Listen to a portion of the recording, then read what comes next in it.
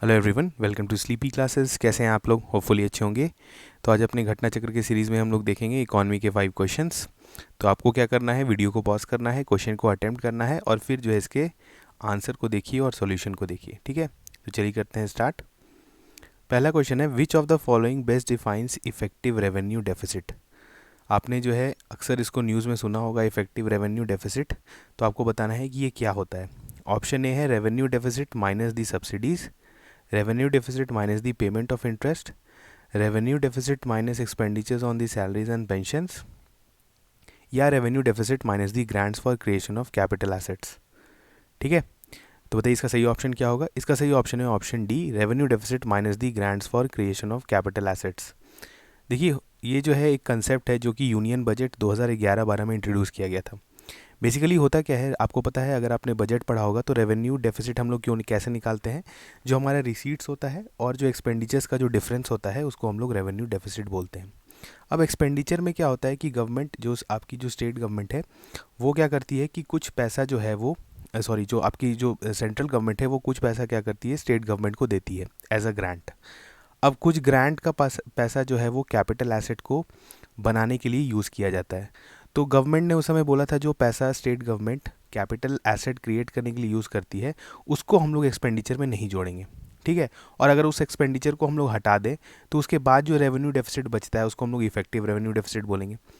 तो इसको बहुत दिन तक कैरी किया गया, हमेशा हमारा रेवेन्यू डेफिसिट और इफेक्टिव रेवेन्यू डेफिसिट दोनों निकाला जाता था। लेकिन ये जो है इसको जो है इकोनॉमिकली बहुत इसको वाइबल एक तरह से इंडिकेटर नहीं माना जाता है, तो इसको हम लोग नहीं देखते। लेकिन आपको पता होना चाहिए कि what is effective revenue deficit. तो इफेक्टिव रेवेन्यू डेफिसिट क्या है? रेवेन्यू डेफिसिट में अगर हम लोग वो एक्सपेंडिचर माइनस कर दें जो कि ग्रांट्स के फॉर्म में दिया गया है for the creation of capital asset to the states. ठीक है, चलिए बढ़ते हैं नेक्स्ट क्वेश्चन में। इस्तानबुल कन्वेंशन किससे रिलेटेड है, जल्दी से बताइए। आपका ऑप्शन है prevention and control of chemical weapons, control movement of persistent organic pollutant, C prevention of violence against women, या D prevention of child labour.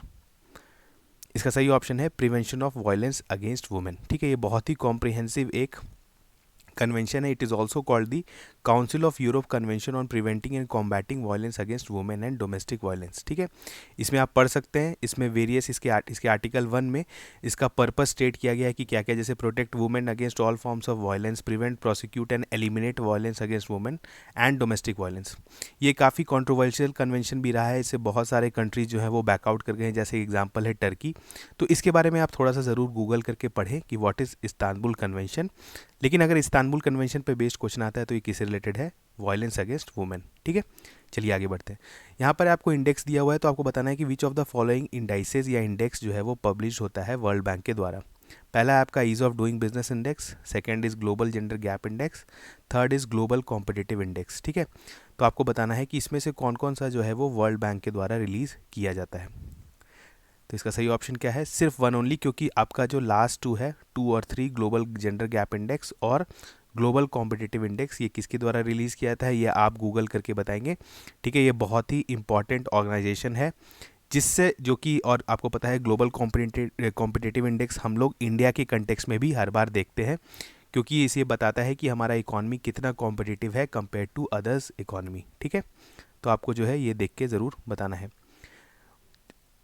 अगला क्वेश्चन है, ICMR NARFBR national animal resource facility for biomedical research has been inaugurated in which city. ठीक है, ICMR के द्वारा जो एक national animal resource facility है फॉर बायोमेडिकल रिसर्च, ये किस सिटी में इनॉग्रेट किया गया है? ऑप्शन 1 है Bengaluru, second is Haridwar, third is Pune and fourth is Hyderabad. तो इसका सही ऑप्शन क्या है? ऑप्शन 4 हैदराबाद। देखिए, NARFBR जो है वो एक एपेक्स फैसिलिटी है which will provide ethical care and use and welfare of laboratory animals during research. देखिए, किसी भी वैक्सीन को हम लोग डेवलप करते हैं या किसी मेडिसिन को डेवलप करते हैं तो उसका प्री क्लिनिकल टेस्टिंग जो है वो हम लोग एनिमल्स पे करते हैं। तो इस तरह का एक सेंटर बनाना, ठीक है, बहुत ज़रूरी था जहाँ पर इसको बहुत अच्छे से किया जाए, क्योंकि इसी से हमारे ड्रग्स का जो है एफिकेसी बढ़ता है। और आपको पता है हम लोग फार्मास्यूटिकल्स में हमारे कंट्री में बहुत तेज़ी से FDI आ रहा है और बहुत ह्यूज इन्वेस्टमेंट गवर्नमेंट भी कर रही है। तो इस तरह के सेंटर्स को बनाना बहुत ज़रूरी है, तभी जाके हम लोग जो है ग्लोबल स्टैंडर्ड के हिसाब से जो अपना मेडिसिन या वैक्सीन्स क्रिएट कर पाएंगे। ठीक है, तो ये कहाँ है आपका बना है? That is in Hyderabad. अगला क्वेश्चन है, प्रज्वला चैलेंज जो है वो इनिशिएटिव है वो किस मिनिस्ट्री के द्वारा स्टार्ट किया गया है? ठीक है, फर्स्ट है आपका ministry of women and child development, second is ministry of agriculture and farmer welfare, third is ministry of rural development and fourth is ministry of micro small and medium enterprise. इसका सही option क्या है? इसका सही option है आपका ministry of rural development. ठीक है, अब ये रिसेंटली लॉन्च किया गया है।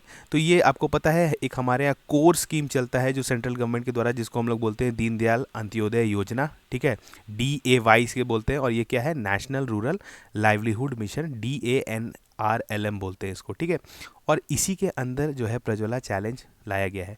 अब इसमें क्या है कि Prajwala challenge was launch recently secretary ministry of rural development Shri Shailesh Kumar Singh in new Delhi yesterday. The mission is looking for ideas and solutions around innovative technology solution, inclusive growth, value chain interventions, enhanced women entrepreneurship, cost effective solutions, sustainability और इस तरह की चीज़ों के लिए जो है basically एक तरह से आप बोल सकते हैं ब्रेनस्टॉर्मिंग किया जा रहा है। अब इसमें फोकस क्या क्या किया जाएगा इस चैलेंज में? तो focus on women and marginalise section of community, localised models, मतलब आपको पता है जो बॉटम्स अप वाला जो अप्रोच होता है कि हर जैसे आपको पता है हर डिफरेंट एरिया का जो है कुछ आप बोल सकते हैं एडवांटेजेस होता है, डिसएडवांटेजेस होता है। तो वहाँ के एडवांटेजेस को यूज़ करके वहाँ पर अगर कोई लोकलाइज मॉडल जो बहुत सक्सेसफुल है उसको यूज़ करके जो है वहाँ पर डेवलपमेंट करना। ठीक है, इसके सस्टेनेबिलिटी है, कॉस्ट इफेक्टिव सॉल्यूशंस है, multi sectoral ideas and solutions है। इन सबको ध्यान में रखते हुए जो है ये चैलेंज क्रिएट किया गया है, जिसमें न्यू आइडियाज़ को जो है मतलब वेलकम किया जाएगा, जो कि इन सब फील्ड्स में काम करेंगे। ठीक है, तो यहाँ पर हमने देखा 5 क्वेश्चंस। ऐसे ही हम लोग जो है घटना चक्र में इंपॉर्टेंट 5 क्वेश्चंस कवर करते रहेंगे। ठीक है, अब जो है नया साल स्टार्ट हो गया है तो हम लोग कुछ कुछ नया इनिशिएटिव्स भी आपके लिए डेफिनेटली लेकर आएंगे, जो कि आपके आने वाले एग्जाम्स में, खास करके अभी जो BPSC है वो जो है आपका अभी सबसे आप बोल सकते हैं नियरेस्ट एग्ज़ाम है, तो उसके लिए हम लोग कुछ डेफिनेटली एक नया कुछ इनिशिएटिव्स लाएंगे जो कि आपको एग्ज़ाम में हेल्पफुल होगा। ठीक है, तो चलिए मिलते हैं नेक्स्ट लेक्चर में, तब तक थैंक यू।